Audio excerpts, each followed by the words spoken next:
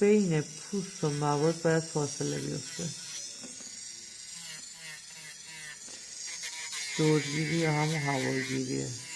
من حالا آروم آروم سوهان میکشم که متوجه شه سوهان رو چجوری میکشم. از این سمت به این سمت میبینی؟ از زیر ناخون میبری، اینو حالت نیم دایرهش میکنم.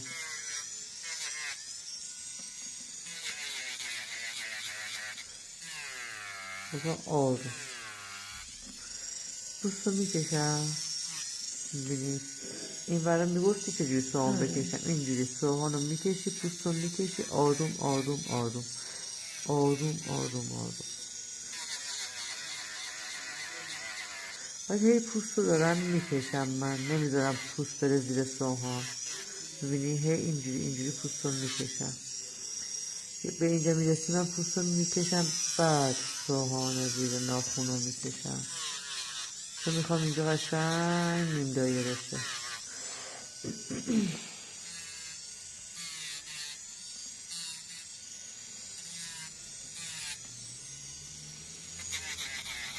این انگوشش میبینی؟ کلن رو به کجی داره.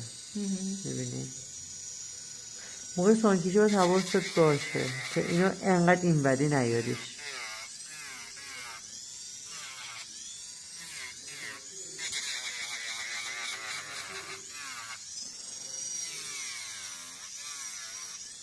وقتی داری فیلم میگیری یه سری کارش رو زودتر انجام میدم که الکی فیلم چیز نشه. حالا میام بگیر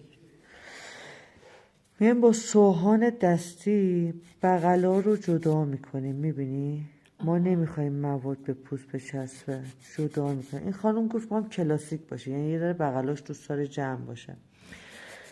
بعضی میگن خیلی جمع باشه. ببین ناخون اینجاست، ما تا یه حدی چیز جمع کردن ده. من بخوام بیشتر از این جمع کنم این ناخون از زیر میزنه بیرون. یعنی ناخون تا جایی که به من اجازه بده جمعش میکنم. بیشتر از اون حتی اگه مشتری بخوادم نمیشه. میگن مهمترینش اینه که برش گردونیم ناخونو. ببینیم کج صافه. خیلی این مسئله مهمه. و کم کم ما ناخون رو بغلا جمع میکنیم، کوچولو کوچولو.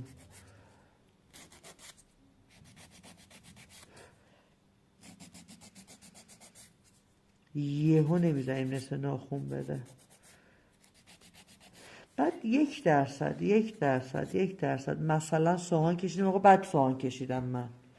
این اصلا ربطی به این نداره که من سالهاست کار میکنم باید کارم دقیق باشه ها. اصلا ربطی نداره.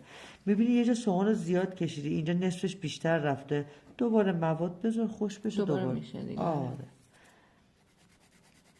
خب حالا میخوام اینو کامل سوهان کشی کنم، مرتبش این کنم. بغلا رو که سوهان میکشیم از پایین میکشیم یا از بغل؟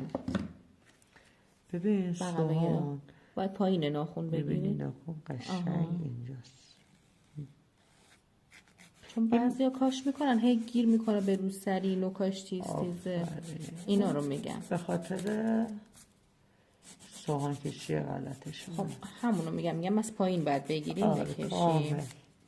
یعنی از اینجا حالت میگیره ناخون. از پایین میکشیم این بر میاریم بالا آروم آروم. هی میبینی من برمیگردونم، هی ناخون رو نگاه میکنم، هی دوباره برمیگردونم.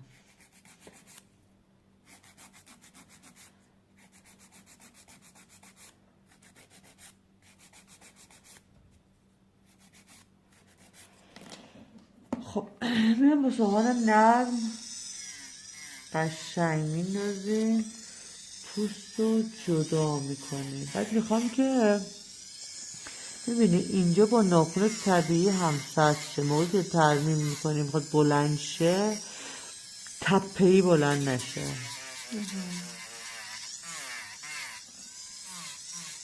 بغلا رو کامل جمع و جور میکنه.